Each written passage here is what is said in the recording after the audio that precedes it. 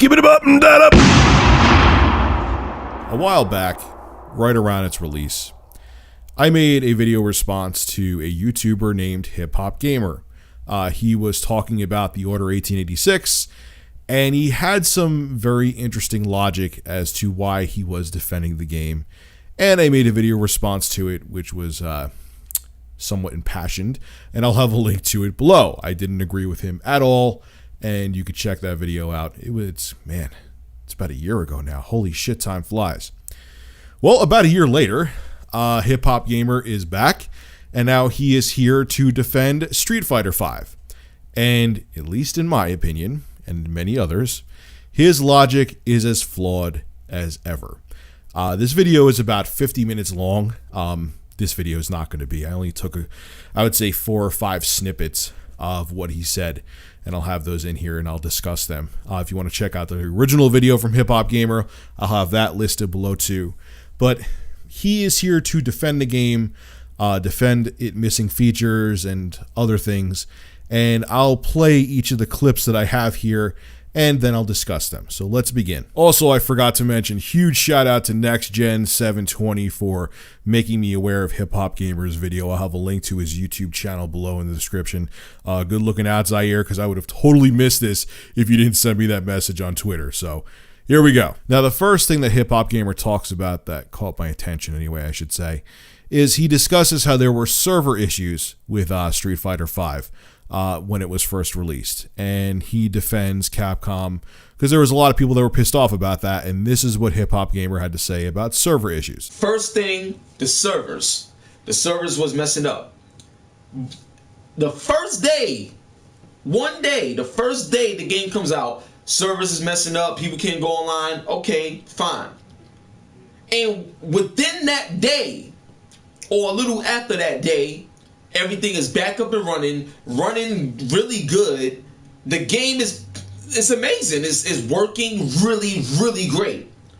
You know what I'm saying? But people, journalists, YouTube gamers with their channels, all this other stuff, took time out to assassinate Capcom and Street Fighter V and Sony. They took their time to assassinate and say, oh, this game is broken. They gotta stop releasing games like this. It sucks. Forget Street Fighter V. Don't buy it. I'm seeing all this stuff, right? The very next day, or within the first day, servers is back up and running. Everybody's playing, having a good time. Twitch is on fire. YouTube gaming on fire. Everybody's having a good time. What bothers me about that situation is that the energy, the time and energy that people took to assassinate and annihilate the game because it wasn't working for a little while, the moment the servers and everything came back up, I didn't see nobody making videos saying, hey, it's back up, yay Capcom, hey, it's back up, yay Sony, yay Street Fighter, go get it. So HipHopGamer, a game is released, okay, you go out and you spend $60 on the game, and you expect the features to be working. The gaming industry is the only industry that I've ever fucking seen where it's not the norm to expect the product that you purchase to be working out of the gate. Could you imagine, like, if you go out and bought a refrigerator and the refrigerator came home and the refrigerator side of it, the freezer was working, but the refrigerator side wasn't? Could you imagine what people would lose their shit, and they should lose their shit. They go out and spend XYZ amount of money on a refrigerator. They should expect it to work. And could you imagine, though, if those people who got the refrigerator and the refrigerator side of it wasn't working were like made a video and uploaded it to YouTube saying, "Gosh, I'm just so happy the repairman came out to my house. I just bought this brand new refrigerator. The refrigerator side wasn't working, and he just came out to the house and he repaired our refrigerator, and it was fantastic. I'm so happy now. My lettuce is super crispy." No one would do that. No one would do that because it was supposed to work out of the box, and video games should work out of the box. And again, like I always say, it's not that I want them to rush the game and I expect the game to be perfect. I want them to wait, take their time, maybe run more betas, and delay the game to make sure it works right. I want that game, I'd rather have the game come out 5 months from now, Street Fighter V, have more features, and have the internet working properly from day one, then have it come out now and have it come out bare bones and have the internet on it be unstable. I heard they fixed it relatively quickly, but it should have worked out of the gate and people had a right to complain, and they didn't have to praise Capcom for doing their job, doing what they're supposed to be doing. Fixing the game and making sure it works right is their responsibility. It's not us being entitled because we want our game to run properly. I don't understand your mindset with that. Now, he continues to defend Street Fighter V and its lack of features and its other issues by saying it's on a new platform and it's on a new engine, so we should give Capcom a break. This is exactly what he had to say. What I want to bring to light is that this is not a traditional Street Fighter that we're used to. It's on a brand new engine, Unreal Engine 4, I believe. So Street Fighter V is running on a new engine. They got new characters, and it's not recycled. Like, look at Ken. It's a whole new Ken. It's not like a carbon copy and paste of other Street Fighters. You got new moves, new animations. Like, they redid everything from the ground up. So this is truly a brand new birth of a franchise that we grew up on back in the day. This is also the first Street Fighter on the PlayStation 4, on the new system, with a new engine, new everything. First off, let's talk about the engine. HipHopGamer, this engine was not built by Capcom from the ground up. It was Unreal Engine 4, like you said. This is an engine made by Epic Games. During the previous generation with the 7th gen consoles, Unreal Engine 3 and Unreal Engine 2.5 was used on like every other game out there. Every company, or many companies, including Capcom, are familiar with Unreal Engine, and Unreal Engine 4 is very familiar. It's more advanced, has more features, but it's not like Capcom built a proprietary engine for Street Fighter V from the ground up. They had the tools given to them by Epic Games, so it just gives them a lot of leeway, okay? It's not like they had to build this proprietary engine from the ground up that would have, that they have to learn the engine and understand it. They got the tools from Epic Games. Unreal Engine is very streamlined to use from what I hear, so I don't buy that excuse. That's the reason why the game is bare bones and there was internet issues, so on and so forth. I don't buy it. They're using Unreal Engine. It's not like they had to build their own engine from the ground up. Secondly, you bring up that this is the first Street Fighter game on new hardware. Here's the thing about the PlayStation 4 and Xbox One, HipHopGamer, is that Sony and Microsoft purposely designed the PlayStation 4 and Xbox One to be basically just streamlined PCs. The processors and graphics processors, which are on that one die, are made by AMD.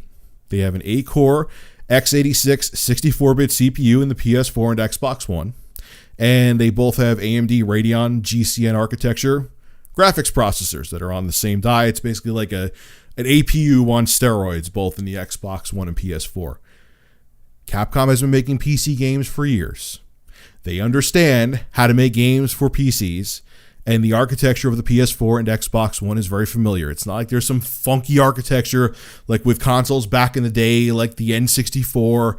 That's why Sony and Microsoft made their 8th gen consoles the way they did. There's no surprises there. They know how to develop games for the Xbox One and PlayStation 4. There's no secret tricks. It's not like the hardware is tough to understand like the PlayStation 3 was with the cell processor.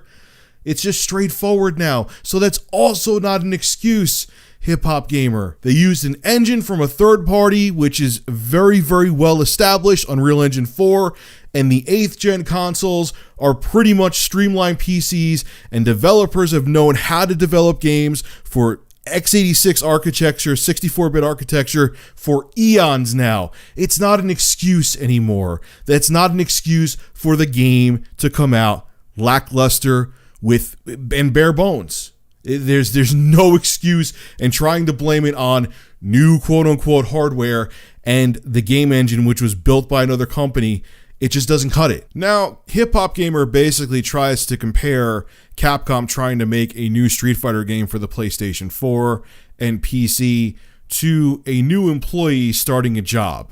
Listen to what he has to say about this. Let's say you go to a job interview and you get the job, right? And then you start the job on your first day. Now, it's your first day. You don't know everything. You're going to make some mistakes. You're going to have to learn. But would you want somebody in your ear saying, oh, see, you messed up. Oh, you ain't this. Oh, F you. Oh, like, is that type of energy going to help you on your job on your first day? Is that going to make you better? Oh, I didn't know that. I didn't know that Capcom is a brand new developer and publisher. I must have missed the memo on that. Oh, wait, they're not. They've been around since 1979. 36 years. They've been developing games for almost 40 years. I don't want to, what he's trying to say here is that, oh, because it's a new engine and it's a new game, it's like being a new employee at a company where you don't know all the rules yet. You don't know all the protocols. But Capcom does. That analogy you just gave, Hip Hop Gamer, doesn't apply, because what you expect from a seasoned employee, okay, is that they could take on a new task at the company because they're seasoned, they have a lot of experience, they're trained. So when they get a new assignment, they're the ones that you're going to have the least bumps and hiccups with because they understand the job well. That analogy you said is useless because Capcom is not a new employee. They're a seasoned veteran who's been around for a long time, who should be able to come out with a new Street Fighter game on very straightforward hardware with a very straightforward engine and have it be streamlined and work well.